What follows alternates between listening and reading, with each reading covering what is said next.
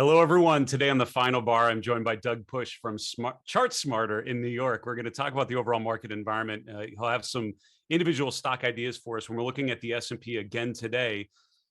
Onward and ever upward, I feel like, is the way you would describe this market, finishing in a position of strength, really pounding higher through the remainder or through most of the day. Some big earnings after the close today, which we'll check in on in just a few minutes. Ladies and gentlemen, this is the final bar.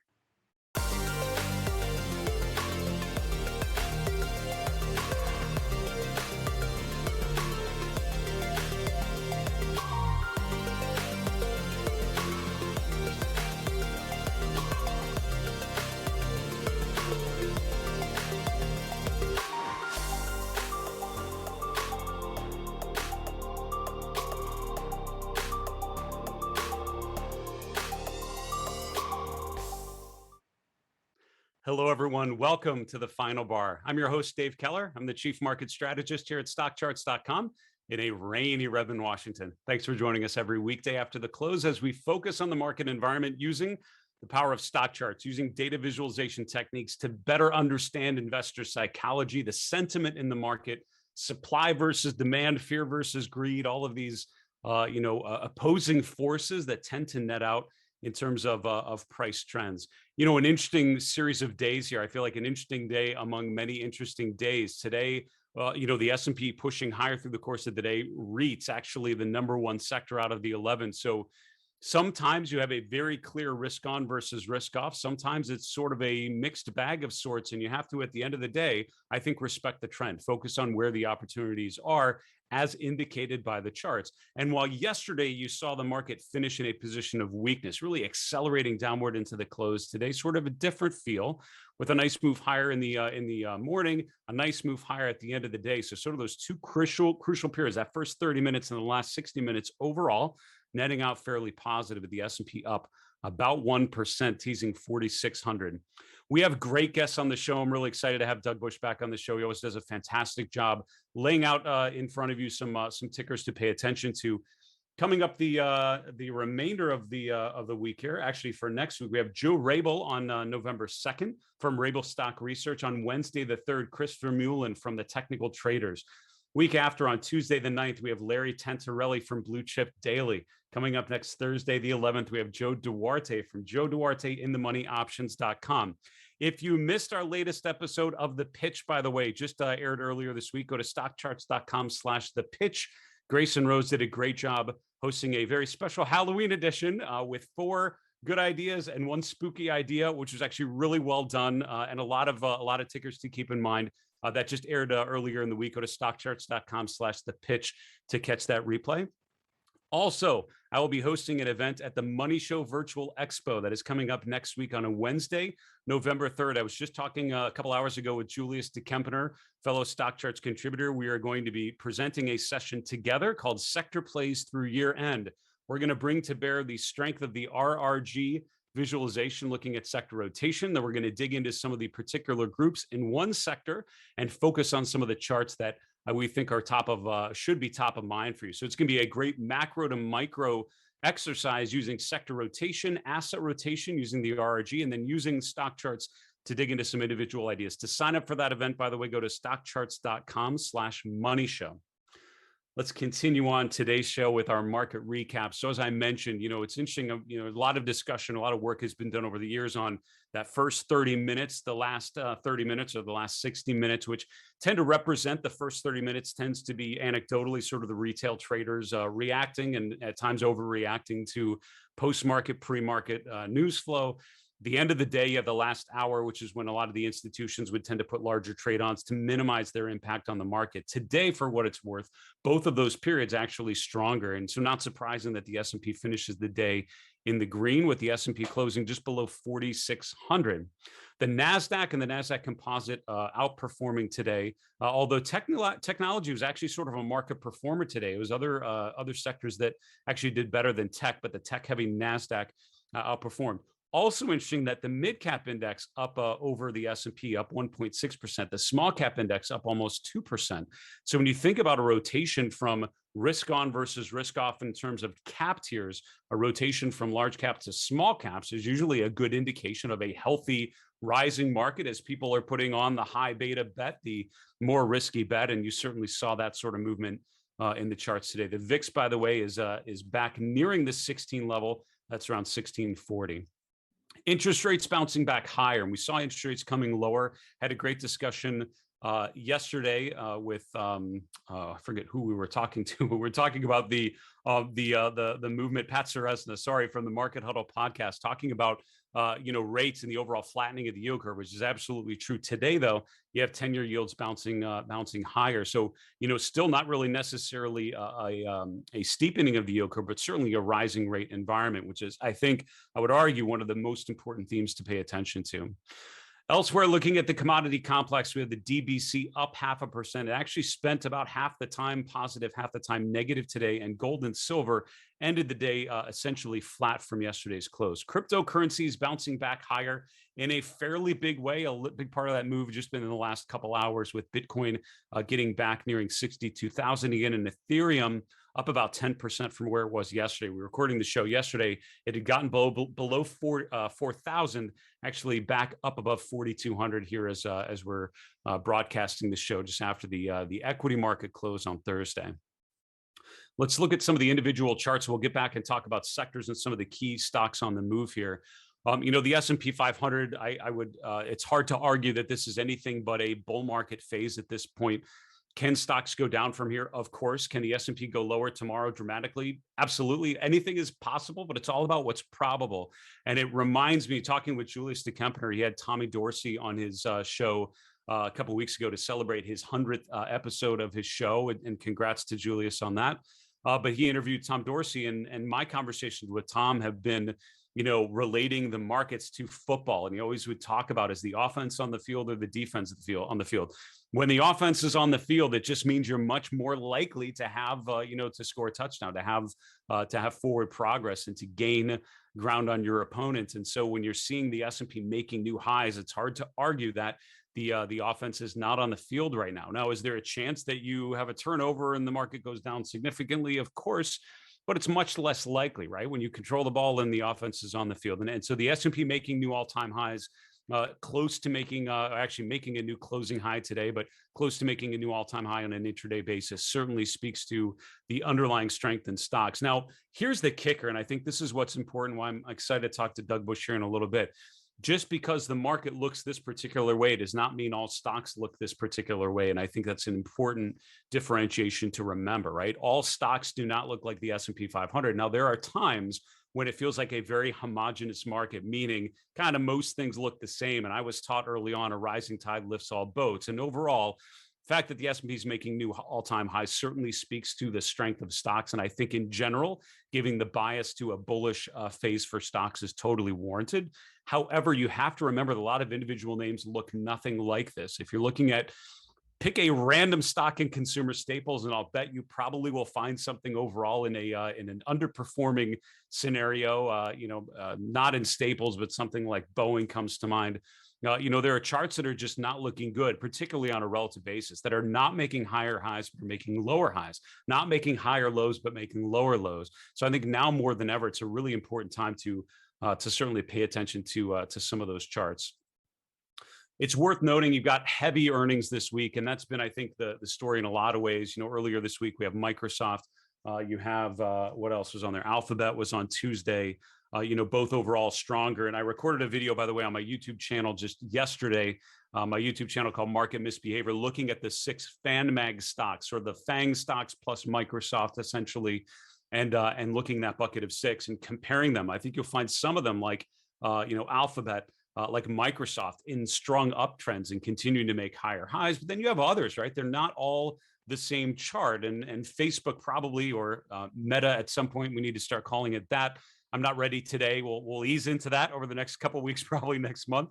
But overall, Facebook is the only one of the 6 FanMag stocks below its 200-day moving average. The rest are all above there. Now, after the close today, We have Apple, we have Amazon reporting. And as a reminder, when you have a company reporting earnings, it's a really good opportunity to use the symbol summary function on StockCharts. So below the sharp charts or on ACP, you have a link to go to what's called the symbol summary page. This gives you a lot of real basic information about the company, what the company does, some of the fundamental data, valuation data, and also technical data as well. But it also includes after hours trading. Now, this is just the beginning for us. We're hoping to incorporate more and more after hours data, pre-post market data elsewhere on our platform. But this is a great place to start. So far today, after the close, Apple down about 0.75%. This is after being up 2.5% during the trading day today. So far, Amazon down about 3.33%, we'll call it, to just below 33.29, right actually at the 200-day moving average. Now,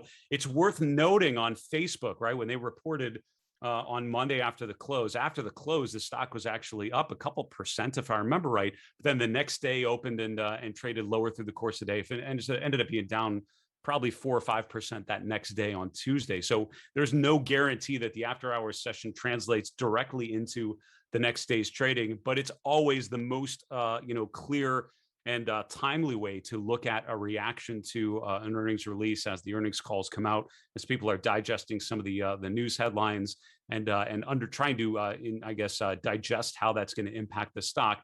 That's where you find the relationship, or that's where you find the opportunities there. It's worth noting, by the way, both Amazon and Apple, I would argue, as we wrap up the market recap, both in consolidation mode. So while charts like Netflix making new highs and overall in an uptrend, Amazon and Apple are arguably not in an uptrend right now, especially on a tactical time frame. They're consolidating. Do we get enough of a catalyst to break out of that congestion pattern to the upside or the downside? That's what I would be watching on both of those charts. We need to take a quick commercial break. We'll be back with today's guest, Doug Busch. We'll see you in a minute.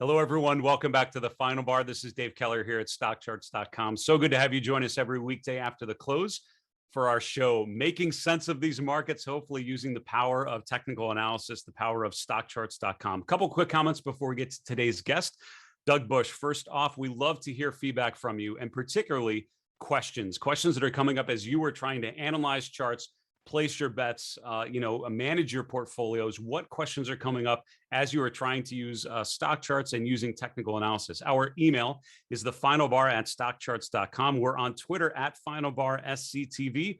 We're on YouTube. Just put a comment below the video you're watching on our Stock Charts channel. We would love to hear your questions. We hope to answer one of yours live on the air on Friday's show. Also, as a reminder, go to StockChartsTV.com. That is our on-demand platform. We put out great content every trading day and every once in a while on the weekends as well, but a lot of great market-oriented educational content to help you become a better trader or a better equipped investor using technical analysis. Go to StockChartsTV.com. Use your email address to set up a free account. You can also, on any of your mobile devices, go to the App Store for StockCharts TV on demand. I want to welcome on today's guest back to the show, Doug Busch. Doug's the founder of ChartSmarter, based in the New York area. Doug, good to see you and welcome back to the show. Always great being on, Dave. Thanks for having me. It's great to see you. And, we're going to talk about a couple individual names. It's interesting. I was mentioning earlier in the market recap, sort of had this situation where the S&P making new all-time highs, once again, closing highs, the NASDAQ at new all-time highs. And overall, a question for a lot of investors, where do you look, right? Where do you look opportunistically in the coming weeks, the coming months? Show us some charts. We're starting with Celsius Holdings, CELH. Talk us through this one. Yeah, Celsius Holdings. Look, this one's about 6% off all-time highs. Actually traded with a 3-handle, believe it or not, Dave, last March. 6 of the last 7 weeks traded, right? I'm a big round number theory guy, right in the 99, 100 area, but 0 of those actually closed above 100. You see on the bottom there, I like to put up ratio charts to see how they're performing against peers. Monster.com's on a 7-week losing streak, down 15% from the round paw number it made a high back in August. we can get above this 100 number, I think it's like a beach ball held underwater breakout. Measured move to 135, not out of the question into year end, Dave. I love that analogy. The beach ball held underwater. That could certainly come to fruition here with CELH. Chart number 2 is a Revolve Group, RVLV. Yeah, look, this is another good one. Look, I like to buy strength. This one's 1% off recent 52-week highs. It's up 6 of the last 8 weeks. 2 of them are up better than 8%. I think it's up about 6% again this week. Both the 50 and 200-day moving averages still sloping higher for the first time since August. Again, if you look at the ratio chart down below, the real, that one's really reeling, pun intended. It's down 57% from a double top made in February at 30. Good relative strength up this week, about 6%. Like I said, I think the XRT is basically flat. Cup with handle, pivot of 75.21 here, Dave. It's a great chart, and it's worth pointing out, if everyone's not clear, you're looking at the ratio here on the bottom, looking at the ratio of one stock versus another. So this is RVLV versus real. I'm looking at the relative strength and how RVLV has certainly been outperforming. Your third chart is going to the gaming group, CZR, Caesars.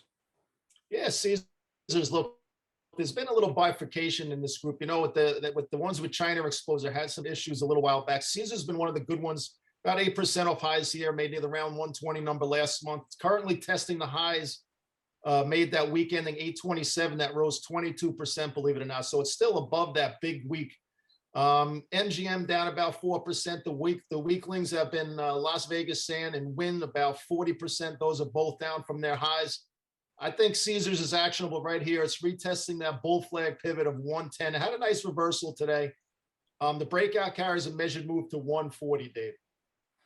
It's a great chart. So since I have you on the air and I can bring up whatever I want, and you will be compelled to answer my question, I'm going to bring up Las Vegas Sand, LVS, right? So it's in the same. I remember you bringing that up today, I think. So divergence. When you're looking at this, I mean, so I think you and I are wired in some ways a lot of the same way. We both would rather see strength than weakness, and so we are kindred spirits in that. But when you're looking at LVS, this is one of those, has it become bombed out enough that it's worth taking a shot at? So when you see a stock like this that's sort of testing the March 2020 low, and very few stocks can be claiming anything like that, right? Because so many are so far above it. You're seeing momentum start to improve. Do you think of taking a nibble at something like this, or what would you need to see on something like LVS to get interested relative to strength you're seeing elsewhere? I think you can put a starter on, like you said. We're both guys that like to buy on strength. I think you can put a starter on with a tight stop, and since we do like to both buy strength, you can add a little more as it does prove itself. You can add a little more, a little bit higher. Yeah. And that's often what I think about, right? It's sort of, once you see accumulation materialize on the chart, could be interesting. Still potentially a little bit to go. We only have about a minute left, Doug, but when you're thinking about the overall S&P, right, we're making new all-time highs. Overall, when you think between now and year end, are you sort of thinking of offense over defense to be thinking risk on, or are you seeing anything that would change your opinion and cause you to be a little more cautious here? Look, like you said, I was listening to you before. We're at all-time highs. It's hard to be too bearish. I think you still want to stick with the leaders. Look, consumer discretionary, I mean, we're talking about it here. This group has had some nascent strength. I believe, Wednesday was the best performing sector. Thursday it was until the last 30 minutes. I'm glad you corrected me there. Real estate must have had a nice move into the close. But on a weekly basis, it's up about 4%, double that of the second best real estate performing. And over the last 1 month performing, it's outperforming even energy. It's the top performing group of the 11. So I would look for names. I like Signet Jewelers in the retail space as well. So look for winners. Look for names that have been proving themselves. I love it, Doug. It's great to see you. Thanks so much for coming back on the show. Stay safe. Be well there in the New York area. We'll talk to you again soon. All right. Thanks so much, Dave. That's Doug Busch. Doug's the founder of ChartSmarter. He's based in the New York area. And again, I've known Doug for a number of years, and he's I always describe as one of my favorite pure stock pickers. I feel like Doug always brings some tickers selfishly that I wish I found on my own, because he has such a great knack of finding actionable names. But I think what his comments at the end there are really interesting, right? And Paul Montgomery is a famous technical analyst, used to describe it as, the most bullish thing that the market could do is go up. So as you're seeing the S&P making new all-time highs, let's go ahead and follow that and think about potential opportunities to the upside. Our next segment is called Getting Sentimental. This is where we focus on sentiment readings and taking a pulse of the market, if you will, by looking at sentiment data. I'll use this as an opportunity to just remind you there's sort of three parts to to the macro discipline as I try to teach people. There's price, breadth, and sentiment, and I think of them in that priority order. Most important is price. What are the overall market conditions telling you? Second is breadth, which tells you the characteristics of the stocks that make up those major indexes. And then third is sentiment, which is where you can qualify some of the price movements you're seeing, the patterns that you're seeing based on sentiment data, right? What people are saying either through surveys or what they're saying with their capital, looking at positioning data and other things like that. Let's look at a couple different charts here just in a few minutes. First off, we'll start with volatility. We'll look at the VIX. It's very interesting to me as the S&P making new all-time highs today. The VIX has actually gone higher in the last week and a half. And this is a great illustration of where I find if you oversimplify a little too much, you'll be caught off guard a little bit. A lot of people think that the VIX and the S&P are just inversely related. When the S&P goes up, the VIX goes down, and the opposite. And overall, on average, that is actually the case, right? There's a general inverse relationship between the two, but depending on your time frame, you will find periods where they move together, where they either both move up together or they both move down together, even if the longer term trends tends to gravitate towards what we talked about. So in the last week, you have actually had that situation where the S&P has gone higher, where volatility has actually increased. And again, because this is based not on the same exact data, it's based on the options market and a number of things on here. Having said that, the fact that the VIX is coming off of a level of 15, there's only one other time in 2021 we got that low. That was in early July. That was the first week in July. Now, granted, the S&P went up a little bit further and then came off a little bit. You had that same situation where the S&P made new highs. The VIX was increasing a little bit. Then you had a spike in the VIX as the S&P came off. So, if you're looking for a warning sign here, overall, a spike higher in the VIX, it would be hard to think of that as anything but more of a cautionary signal. So you've had volatility increase, volatility remaining relatively low as the S&P goes higher. That's overall a fairly constructive, slow and steady, steady Eddie type of market. Volatility is starting to spike higher, getting above the 50-day moving average, which is here in blue, continuing higher like you saw there in July, would start to tell you that there may be some concerning volatility signs. And maybe the volatility is indicating more uncertainty. So interesting chart to see the VIX come off of a low around 15. And if that continues to go higher, that's what I'd be watching there. Looking at survey data, the AAII survey is the main one of the two that we look at pretty regularly. We'll talk about the NAAIM exposure index here in a minute. This is looking at individual investors. They're surveyed every week. Are you bullish, bearish, or neutral on stocks?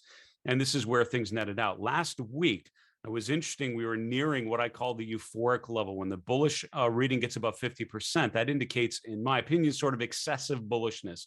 We're bullish overall in an upward phase. That makes sense. When we're too bullish, all of a sudden the question is, has the anecdotal last buyer put on their trade, right? Who's left to push the S&P or the major indexes higher? What actually happened over the last week is the bullish number came down a little bit. It's actually just down below 40%. The number of bears actually increased to just below around 30%, we'll call it. So overall, this is still net positive. Bulls outweigh bears by about 10%, and that sort of net bullish reading has been consistent over the last 3 weeks. This is coming off of a fairly negative sentiment reading that we saw in the month of September when bears were outweighing bulls for the first time since last October. So overall, this is actually, I would argue, an encouraging sign that the bullishness is coming off. You're sort of working out that excess bullishness. There's some room for the market to go higher, and you're not overextended based on that sentiment data. Where we are seeing a bit of a contrary view is here with the NAAIM exposure index. Now, this is a survey of active investment managers. So money managers, financial advisors, group of people that are sort of in this bucket of money managers. This is actually net leveraged long. So the percentage is at 103, which basically means in aggregate, this group is net positive. They're net long and leveraged long, 103% exposed to equities. And you can answer 100 or 200% long, 0%, 100 to 200% short, and it aggregates all of that to net leverage long. So this is the highest reading that it's been. The last time we were this high was back in April. Before that, I was back in January and February. Now, traditionally, when this level gets above 100%, again, same thing. It tells me there's excess bullishness.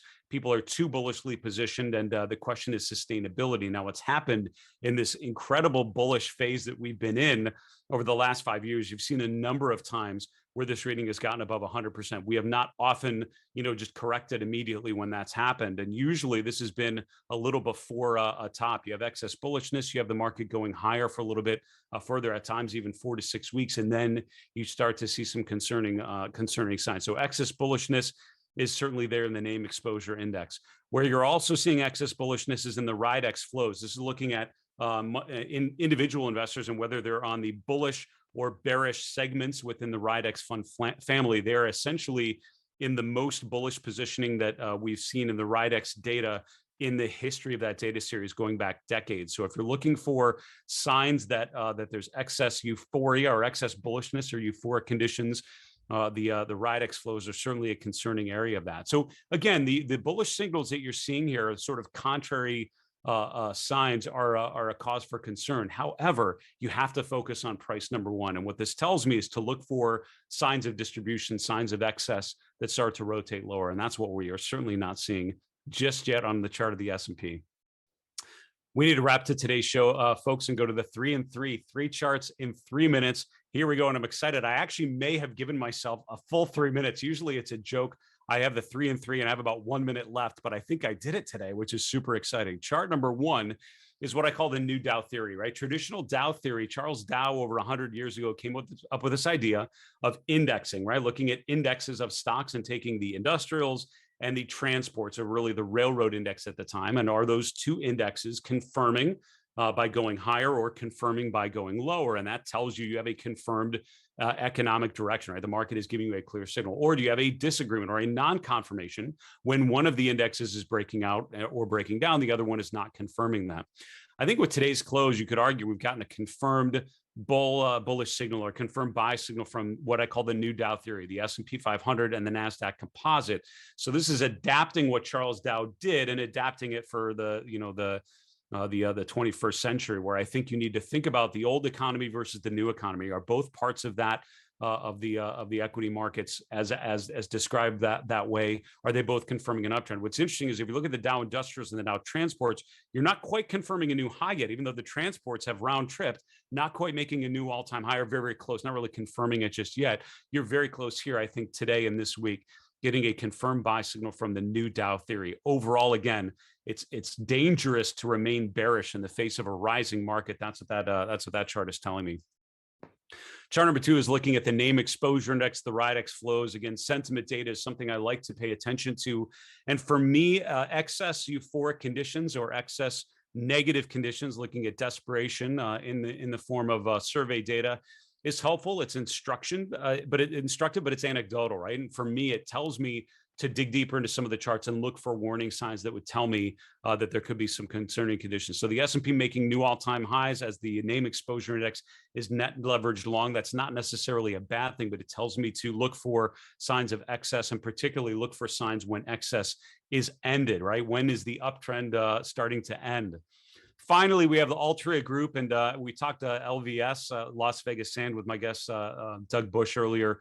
And I'm always interested. Again, I'm way more interested in signs of strength. I like charts that are going up, and I learned that buy low and sell high is fine, but I've learned buy high and sell higher is a pretty decent way, especially to look at the growth space. Now, when you're looking at Altria group, which is within consumer staples with the other tobacco names, you're actually seeing it down pretty good today, down over 6% and undercutting some of the previous lows. Why this is an interesting chart is if you look at the unadjusted data, so before the price chart on something that's a big dividend payer, it often is good to do underscore and then the ticker. So underscore MO basically takes all the dividends out of the price chart, and you're focusing on the actual traded price over time. So it actually is, if you think about it, incorporating the dividends back into the price of the chart, you can see that we're now 38.2% of the way down. If you look at the March 2020 low and the March and April 2021 high, we have now come down to the 38.2% retracement level. We are oversold once again as well. So as a, if looking for a bottom fishing idea, I'm interested on a stock like this that's pulled to a Fibonacci level. It's oversold at a level that has served as resistance before. If we break that, though, I'm concerned about the downside potential to 39 and beyond. Folks, that is our show for today. Special thank you to Doug Busch joining us from the New York area, founder of ChartSmarter. Great to get his perspective, as always. For StockCharts.com in Redmond, Washington, I'm Dave Keller. Be safe. Have a great night. Hey, Grayson Rose here with StockCharts. Thank you so much for watching. I hope you enjoyed that video. If you did, consider giving it a like down below, maybe leave us a comment, and if you're new to the channel, you can subscribe at the link up above. We're gonna bring you daily content from an incredible collection of technical analysts and financial experts.